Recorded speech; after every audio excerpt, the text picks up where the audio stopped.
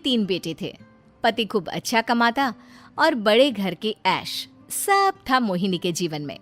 लेकिन एक चीज जो नहीं थी वो थी सुकून।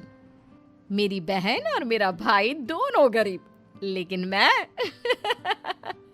मेरे पास तो नोट की बरसात है। तभी मोहिनी की बहन वीना उसके दरवाजे आ जाती है। अरे मोहिनी, कैसी है? मेरे घर में ना सिलेंडर खत्म हो गया है। तेरे पास तो इतने पैसे हैं, भरवा देना मेरा सिलेंडर। पैसे जैसे ही आ जाएंगे मैं दे दूंगी। तभी मोहिनी का पति राकेश आ जाता है। क्या है वीना, ये अपने घर की परेशानी हम लोगों के घर ना गाया करो। तुम्हारी बहन को तुम लोगों पर तरस आ जाता है और वो पैसे देने लग जाती है। मुझे ये बिल्कुल पसंद नहीं है। ओ जीजा जी, नहीं, मैं तो वो बस अच्छा, मैं चलती हूँ। वीना वहां से चली जाती है। उसके जाने के बाद अच्छा किया जो आपने सुना दिया। अरे न जाने क्या सोचकर मेरे घर आ जाती है कि जैसे यहाँ तो भंडारा भरा है। अरे कितना तो दे दिया। अच्छा जी, जरा 1000 तो देना। वो बिन्नी दीदी है ना, उनके घर जा रही हूँ। उनका पोता हुआ है तो मुंह दिखाई दे दूंगी। हाँ, उन लोगों के आगे तो शो ऑफ किया करो। वो खुद को बड़ा अमीर शो करते हैं ना, दिखा दे कि तू भी किसी से कम नहीं है। हाँ जी, इसी के लिए तो जा रही हूँ। मोहिनी तैयार होकर अपनी बुआ की बेटी के घर जाती है, जहाँ उसके पोते का कार्यक्रम चल रहा होता है। वहाँ वीना भी आई होती है। अरे वीना, क्या जरूरत थी यहाँ आने की?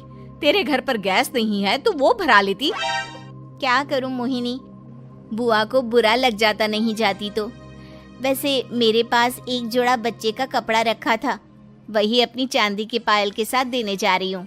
घर पर गैस थी नहीं, सोचा परिवार यहीं खाना खा लेगा, बाकी सुबह का सुबह देखा जाएगा। मोहिनी को बहन पर दया आ जाती है। वो पर्स से 1000 रुपए निकाल कर दे देती है। ले वीना, लेकिन पैसे वापस कर देना, तेरे जीजाजी हिसाब लेते हैं। मोहिनी भी क्या करती, गरीबी में बहन का सहारा ही उसके जीवन जीने का आधार था। फिर एक रोज, सुनिए, भाई के घर बेटी हुई है, मुझे माँ के पास जाना होगा। अरे उस घर में ना कूलर है ना एसी, कैसे रहोगी तुम? हाँ, वही सोच रही हूँ कि अकेली जाऊं, बच्चों को साथ ना ले जाऊं। चली जाओ, लेकिन ये जो तुम अपने गरीब परिवार से मिलने चली जाती हो ना, मुझे बिल्कुल अच्छा नहीं लगता। पता नहीं मैं भी कैसे मैनेज करती हूँ, लेकिन क्या करूँ। मोहिनी भाई भाभी के घर आती है। मोहिनी, कैसे आना हुआ? तू यहाँ हम लोगों के घर रह लेगी या फिर किसी होटल में रहेगी? क्या हो गया है माँ? मोहिनी को क्यों ऐसे बोल रहे हैं आप? अरे तू नहीं जानती अपनी ननद को, पैसे वाली है ना, तो ऐड कुछ ज्यादा ही है। मोहिनी को माँ की बात का बुरा नहीं लगता है, क्योंकि उसे पता ही नहीं चलता कि माँ उसे जली कटी सुना रही है। वो भाभी की बच्ची के साथ लेन देन करती है और वहाँ से चली जाती है। उसके जाने के बाद, माँ, क्यों आप मोहिनी को इतनी सारी बातें सुनाती हो? भाई का बेटा बोल पड़ता है। माँ, क्योंकि दादी जानती है कि बुआ के अंदर घमंड है। सही बोल रहा है मोहन। बहू भले तुझे ना दिखता हो, लेकिन मुझे और मोहन को दिखता है कि वो कितनी घमंडी है। मोहिनी मायके आती है, जहाँ गरीबी के कारण चीजें कम होती हैं। इस मोहन के बच्चे को काम पर लगा दो ना, किसी दुकान या किसी होटल में। बर्तन धो लिया करेगा, कम से कम 4 पैसे और आएंगे घर में।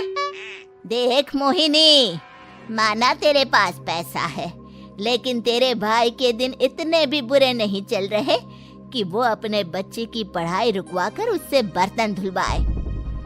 मोहन माँ की ओर देखता है, जैसे आंखों से बोल रहा हो, देख लिया बुआ का हाल।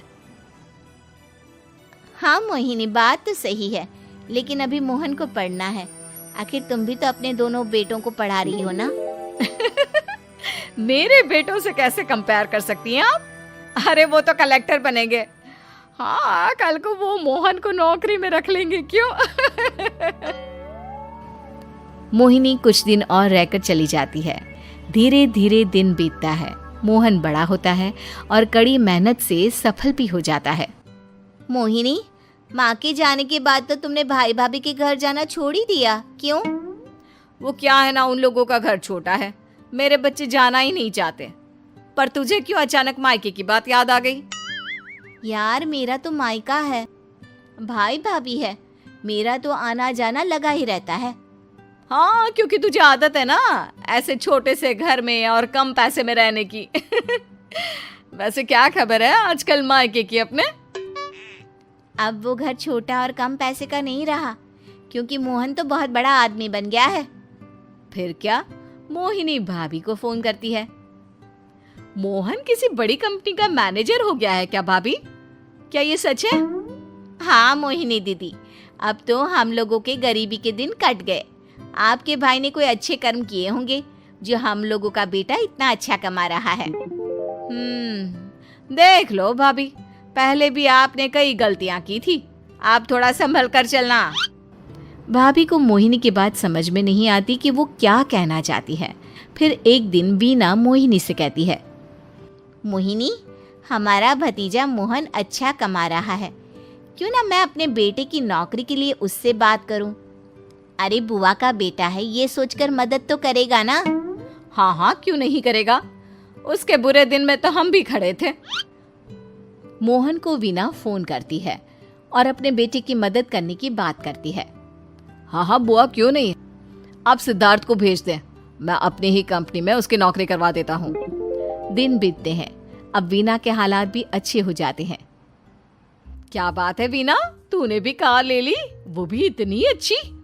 हाँ मोहिनी, अपने भतीजे के कारण तो हम लोगों के दिन अच्छे हो गए। उसने सिद्धार्थ की नौकरी लगवा दी है, वो भी शानदार। ठीक है, लेकिन पैसे ख्याल से खर्च करना।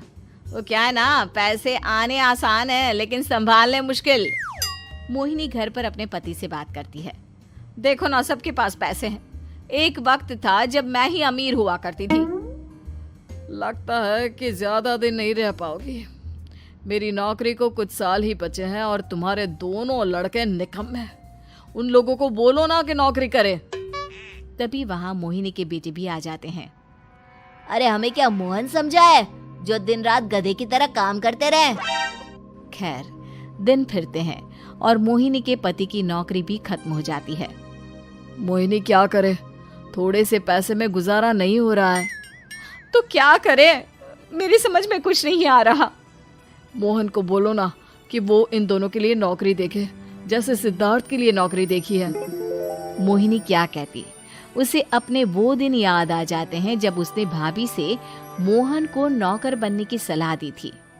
क्या हो गया, क्या सोच रही हो मोहिनी? यही कि वक्त कभी भी किसी का भी पलट सकता है। ऊपर वाले से डर